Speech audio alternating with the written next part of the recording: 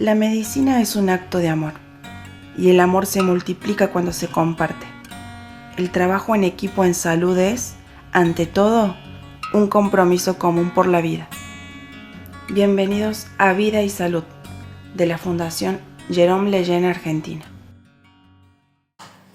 Bueno, hoy estamos con una familia que nos visita desde Rafaela. ¿Y a dónde está la estrella nuestra del episodio de hoy? ¿Antonio? ¿Antonio? No se llama Antonio. ¿Cómo se llama? ¿Cómo te llamas? Nada. Ah, bueno, ok. ¿Y cuántos años tenés? ¿4? Sí. ¿Ah, sí? ¿Sí? ¿Seguro que tenés 4 o tenés 8? 4. Ah, bueno, dale. Bueno, gracias familia por darnos este momentito. Han venido hoy a la consulta Lejeune, no a la consulta pediátrica, han venido a la consulta Del doctor Sergio Martínez, consulta fisiatra. fisiatra. ¿Y cuál, ya lo habían visto el doctor? Sí, es la segunda consulta que tenemos. Bien, y anteriormente nos habían visitado y habían hecho consultas. ¿Con qué Sí, profesionales? la primera consulta que hicimos es con el doctor Marcelo en pediatría y a partir de ahí nos empezó a derivar en base a las necesidades de Antonio. Vimos al neurólogo y después al médico fisiatra, también vimos a la doctora Karina en ORL y a la doctora en endocrinología. Ah, la doctora Testa. Sí, la doctora Testa. Porque entendemos que, bueno, dentro de la consulta Jérôme, la mirada integral es muy importante. Bien, ¿y ustedes tienen un médico de cabecera en Rafaela? Sí, el Pediatra. pediatra de Antonio. Sí. Antonio, ¿cómo se llama tu doctor en Rafaela? Toti, está muy entretenido. ¿Cómo se llama el doctor en Rafaela? ¿El doctor? Martín. Martín. Sí. Bien. ¿Cómo llegamos a la fundación? Te puedo decir que más que nada fue porque todas las consultas que teníamos nunca fueron con una mirada integral desde el síndrome de Down. Fueron más generalistas. Y cuando Antonio comienza sus terapias, entendíamos que tenía que tener una mirada por encima de lo que era cada una de sus terapias. Como papás no nos sentíamos con la capacidad de entender qué terapia necesitaba él o hasta dónde una terapia y comenzar otra. Entonces, esa mirada profesional, esa mirada integrativa, esa mirada que decía esta terapia no va más, comencemos con otra, tampoco considerábamos que era el centro de salud el que tenía que determinarlo. Entonces, a partir de ahí conocimos la fundación, conocimos la mirada de Marcelo, que además de ser profesional tenía la posibilidad de tener un profundo amor por la profesión, que para nosotros eso era extremadamente importante, y la forma de comunicarnos, cómo tenía que ser esa posibilidad de autonomía y de comprender cada uno de los pasos en los que él tenía que ir dando en esta etapa, fue la que nos hizo continuar en cada uno de los estadios de la Fundación Jérôme. Y bueno, ¿Antonio tenía alguna complicación clínica o ha tenido alguna complicación clínica en estos años de su vida, o es un niño que... Antonio nació con una cardiopatía. Nació con una cardiopatía congénita que, bueno, prácticamente teníamos que hacer una intervención lo más temprana posible, pero saliendo de eso, no. O sea que es un niño sano. Sí. Y así todo, con esa vida sana y plena, ustedes sentían la necesidad de tener una guía distinta a la que venían teniendo, que el doctor Martín debe ser excelente, Sí. porque si Antonio sabe su nombre... Sí, de hecho fue el que nos embarcó, digamos, y nos guió esa primera instancia, y después ya la fundación nos adoptó como para ir haciendo un seguimiento propio ya por su condición, y eso es lo que por ahí nos entusiasmó venir. ¿Antonio es único hijo? Sí, es único hijo. Otra cosa que tenemos para valorar profundamente de cada consulta que venimos es que siempre se está hablando de ir por más en autonomía, ¿no? Del niño. El decir, bueno, tenemos el informe anterior y evaluamos en qué condición hoy están los desafíos de Antonio, y eso es importantísimo porque si bien en la diaria o en el trabajo o en lo que uno no toma conciencia en el paso del tiempo, cuando uno viene a la consulta y ve la evolución y bueno, pero vamos por más desafíos, siempre y sobre todo en las consultas en fisiatría. Bueno, pero vamos por más desafíos. Y entonces es ahí donde uno dice, bueno, la autonomía lo es todo y nosotros como familia le agregamos la estabilidad emocional. Con autonomía y con estabilidad emocional consideramos que es el camino por donde cualquier niño, más allá de la condición, es donde tiene esos pilares que lo tienen que acompañar el resto de su vida. Siempre decimos que Antonio, más allá de su condición, que él pueda poner en palabras una emoción y que pueda ser autónomo dentro de sus desafíos en lo que puede, para nosotros ya es mucho camino recorrido para él. Que Antonio tiene muchos desafíos y unos papás que lo acompañan a llegar a lo más alto que él quiera llegar. ¿Y cuáles son los desafíos que tenés vos como mamá de Antonio? El primer desafío es el sensorial, que soy autista. Me lo diagnosticaron hace menos de 2 años y a ese diagnóstico llegué de la mano de mi hijo. La verdad que fue maravilloso porque encontrar respuestas en él y ir creciendo de la mano de él y ver que lo que a él hacía bien a mí también y lo que había que corregir en él yo no entendía por qué, porque para mí eran cuestiones normales que no había que corregir, sobre todo en el aspecto sensorial. Para mí es un desafío muy grande porque necesito estar regulada yo para poder regularlo a él. Ese es un desafío muy grande. Y otro desafío es el poder entender que el tiempo pasa muy rápido y hacer consciente el estado presente es uno de los desafíos que uno dice. La discapacidad trae en sí la posibilidad de entender eso. Que digo que si no sería mamá de una persona, de un niño neurodivergente, tal vez sería muy distinto. Entonces es un desafío grande el hacer consciente el estado presente. Para poder valorar y detenerte en cada logro, en cada hito, en cada situación relacionada con ese avance dentro de ese desafío. Yo tengo 3 hijos, no tienen discapacidad intelectual. Y yo siempre digo que desde que estoy en este proyecto y conozco a las familias, lo que yo he aprendido como mamá es que yo también me tengo que detener. Y es algo que no hago. No les doy el permiso a mis hijos a que se detengan, no me detengo yo y ellos van al ritmo de lo que la vida me lleva. Y lo que yo he aprendido de papás como ustedes es eso, ¿no? De que todos nuestros hijos, sin importar su condición, necesitan que nosotros como papás nos detengamos, nos acomodemos a sus tiempos, no ellos a los nuestros, porque bueno, creo que el desafío de desarrollo es para todos por igual, ¿no? Sí. ¿Y papá Auto tiene desafíos? Tiene 2 desafíos. Tengo 2 puntualmente acá, pero bueno, no, una es completar el esquema familiar y que la familia se mantenga siempre unida en ese sentido.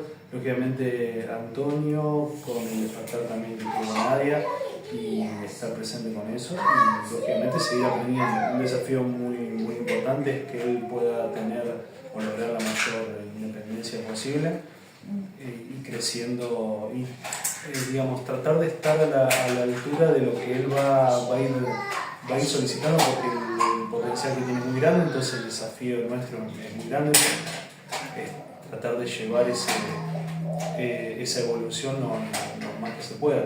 Lógicamente por eso la fundación en ese sentido nos acompaña, porque ellos, digamos, ustedes de tanto ver chicos con la condición de Antonio, van haciendo una evaluación de cada avance y bueno, lo ven a Antonio con mucho potencial y ese desafío es muy grande, de tratar de estar siempre, bueno, el estado presente ya casi naturalmente uno lo tiene por Antonio, pero bueno, se suma también la mamá, así que nada, sí, lindos desafíos. ¿Cómo se hace en un matrimonio que tiene un hijo único, que ese hijo único tiene una condición especial, para que no sea todo Antonio y síndrome de Down en esa familia y en esa pareja? O todo es Antonio y todo es síndrome de Down. No. Es permitirse la posibilidad del tiempo para uno primero, de encontrarse la posibilidad de dedicarse a eso que te hace, ese hiperfoco que te hace sentirte bien con vos mismo, para poder estar bien con tu pareja y después dedicarle el tiempo a la familia, el tiempo de calidad. Porque si uno no está bien, desde la integridad individual, se complejiza la comunicación en pareja, y si no hay comunicación en pareja, la vida en familia con los hijos ya es más compleja aún. Porque más allá de que no haya discusiones, si uno no está bien, también se vibra. Los niños lo perciben. Entonces, es como una construcción, digamos, como por capas, por añadidura. Ellos, a través de las neuronas de espejos, a través de la vibración, a través de un montón de aspectos, sienten el estado emocional. Los primeros años de mamá y en adelante el estado vibracional a nivel familiar. Entonces es muy importante, no es fácil, se construye diariamente, pero la comunicación es muy importante. Hay días que van a ser más difíciles, otros días más amenos, pero la estabilidad tiene que empezar por uno, para poder encontrar el espacio personal primero y no perder de vista eso. Esto que me estás diciendo claramente es algo que venís trabajando desde hace mucho tiempo. Sí, sí. ¿Antes o después de la llegada de Antonio? Antes de Antonio. Cuando en el 2013, en mi caso se expresa la biología diciéndome basta, con una ACV, siempre en mí se expresó la biología para decirme basta, y a partir de ahí es como que hubo un cambio importante en mí. Cambio de carrera, cambio de profesión, cambio de un montón de aspectos. Y en ese sentido empecé una búsqueda individual, personal, laboral, profesional, y hoy estoy con una mirada totalmente distinta y bueno. Y en ese proceso, la llegada de Antonio, ¿qué significó? La llegada de Antonio llegó para reafirmar un montón de cosas que me dijeron sí, es por acá, porque Antonio llegó a ponerle el punto a la I en un montón de aspectos, en decir, es un niño que viene a mostrar una evolución de unión, de crecimiento, de cambio en un montón de aspectos, a nivel familiar, a nivel... Cuando digo familiar me refiero hasta transgeneracional, por decirlo. Mamá, papá, abuelos, a sanar un montón de cosas. Entonces, viéndolo desde ese lugar, Antonio vino con eso. No sos la primera mamá que me dice que llegan para sanar cuestiones familiares, sí, personales. Totalmente, Eso, sí, totalmente. Me lo dijiste y se me erizó la piel porque siempre lo escucho de las mamás. Y para vos, Gustavo, ¿cómo fue recibir la noticia de la condición? Mira, fue algo muy particular, porque yo creo que en mi adolescencia y entrando ya adulto, empecé a sentir un despertar, una atracción para los chicos con síndrome de Down, y es como antes, uno cuando era chico como que no visualizaba mucho, y después internamente empecé a sentir que tenía un grado de afecto y una llegada muy particular con ellos.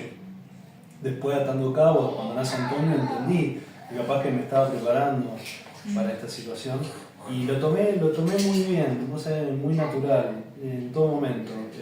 Incluso muchas veces también fui sostén de nadie en ese sentido, pero yo sentía que digamos que todo era muy bueno.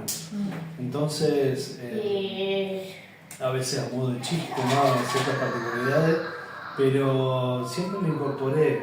Sí fue muy chocante en lo particular la cuestión de la operación, pero gracias a Dios fue un paso fantástico porque nos preparó así de golpe. O sea, 8 meses hacer una intervención del tipo que tuvo Antonio, nos preparó de golpe, ¿no? Pero yo creo que lo hace muy divertido todo. Cada día, cada cosita la hace muy divertida, la hace muy entretenida. Todos los días son muy distintos, por eso también te hace estar en estado presente y continuo. Y después, en cuanto a cómo eso se liga, cómo el crecimiento de él nos va guiando a nosotros, porque bueno, es ligar toda la rutina, la diaria, el ego individual de cada uno de nosotros, y que todo eso funcione y que todo eso traslade a la familia un bienestar general. Entonces, bueno, es un poquito, es una sumatoria, pero cuando lo entendés que tiene que haber una comunión, que no todo va a ser fácil, pero das con la gente que te va acompañando, te va guiando, es muy lindo. También hay parte de la familia y parte de amigos que ya no están, que eligen no estar presentes. Y hay parte de familia y parte de amigos que están más presentes.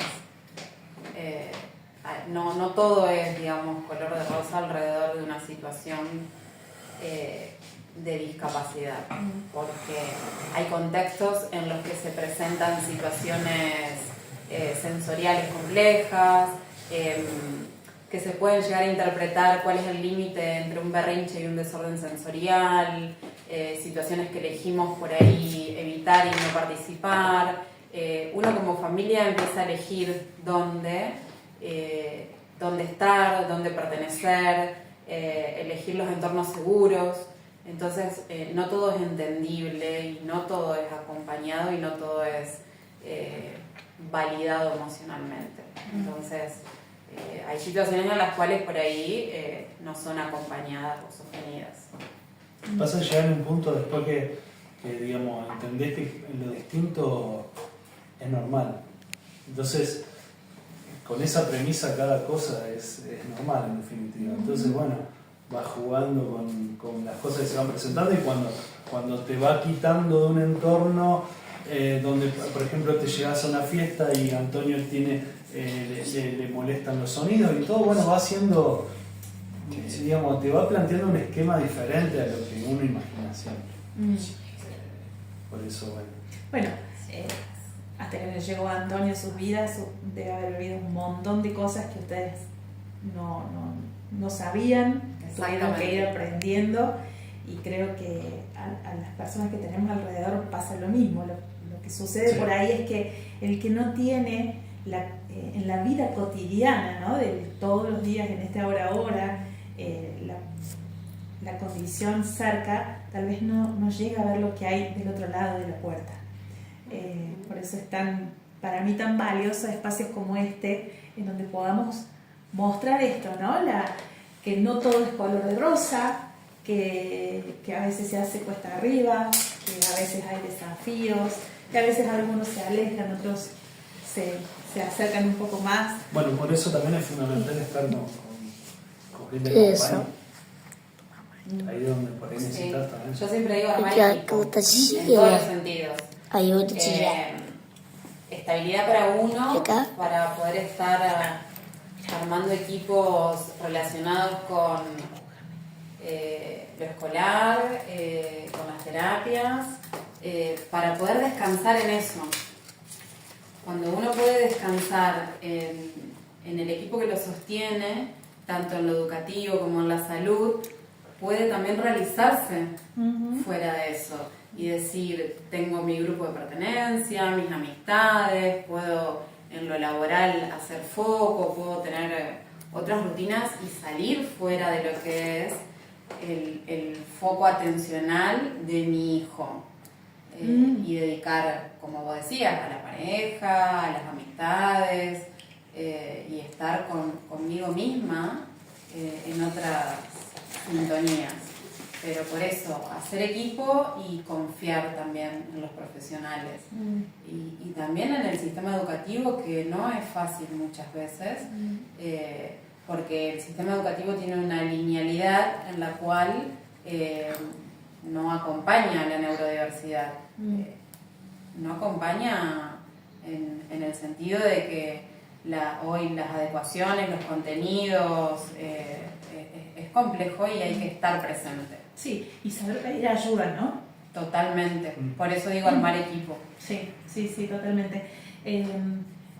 Para ir cerrando y no robarles más tiempo y que puedan volver a Rafaela, ¿qué sueñan para Hernán?